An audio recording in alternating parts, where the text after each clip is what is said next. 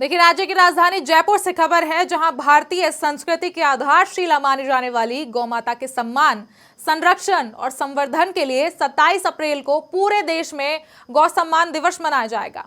इस संदर्भ में गोपालबाड़ी स्थित श्री नारायण धाम में संतों और गौ भक्तों की बैठक आयोजित की गई। बैठक में कई प्रमुख संत और महंत उपस्थित रहे। संत प्रकाश दास महाराज ने ये कहा कि गाय समस्त विश्व की माता है और गौ सेवा केवल आस्था का विषय नहीं है, बल्कि पर्यावरण संरक्षण और मानव स्वास्थ्य से जुड़ा हुआ महत्वपूर्ण कार्य है। गौ क्रांति मंच राजस्थान के प्रदेश अध्यक्ष ताराचंद्र कोठारी ने यह बताया है कि अभियान पूरी तरह अहिंसक और गैर राजनीतिक रहेगा। 27 अप्रैल को तहसील और जिला मुख्यालयों पर राष्ट्रपति, प्रधानमंत्री, राज्यपाल और मुख्यमंत्री को ज्ञापन सौंपा जाएगा।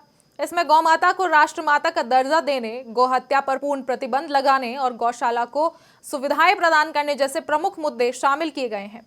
अभियान में शहरी और ग्रामीण क्षेत्रों में टोलियां जनसंपर्क कर रही हैं और लोगों से गौ सेवा, पूजन और गोष्ठियों में भाग लेने की अपील भी की जा रही है। आज गौ सम्मान आह्वान अभियान के तहत नारायण धाम में जयपुर और जयपुर के आसपास के सभी तहसील से संत महात्मा, गो भक्त, गौशालाओं के प्रतिनिधि आज उपस्थित हुए हैं। बड़ी संख्या में मातृशक्ति भी आई है। आज का इस आयोजन का उद्देश्य है गौ माता को राष्ट्रमाता का सम्मान मिले और कहीं कहीं भी आज भी गौ माता की किसी प्रकार से अपमान हो रहा है, नंदियों पर कहीं कोई अत्याचार हो रहा है और किसी प्रकार से गो हत्यारे आज भी कहीं बचे जाते हैं, छूट जाते हैं। सब गो भक्तों का आज संकल्प लिया है कि सभी गो भक्त आने वाली 27 अप्रैल को प्रातः 10 बजे से शाम 5 बजे तक सभी तहसीलों पर अपने अपने क्षेत्र के गो भक्तों के साथ में, क्षेत्र के जनप्रतिनिधियों के साथ में राज्यपाल, मुख्यमंत्री और राष्ट्रपति जी को एक पत्र देंगे, जिस पत्र में गौ माता के सम्मान के लिए गौ माता को राष्ट्रमाता का दर्जा मिले और इस पर कानून में और कड़क नियम कानून बन जावे, ताकि किसी प्रकार से गो हत्यारा बच ना पावे और भारतीय देसी नस्ल की गौ माता की और रक्षा सुरक्षा हो सके और गौ माता की घर घर में सेवा हो, गौ माता का घर घर में रहने का वापस से स्वभाव बने।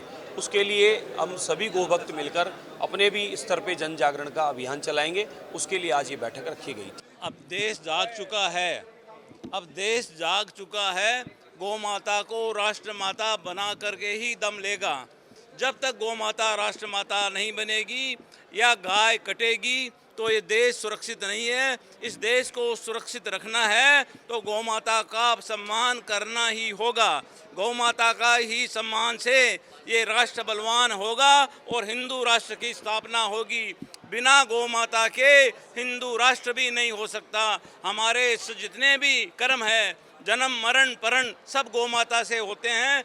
जो गौ माता के बिना कुछ नहीं है और अब अगर गौ माता के लिए प्राण भी देने होंगे तो हम अपने प्राण भी न्यौछावर करेंगे। गौ माता को राष्ट्रमाता बना करके ही दम लेंगे।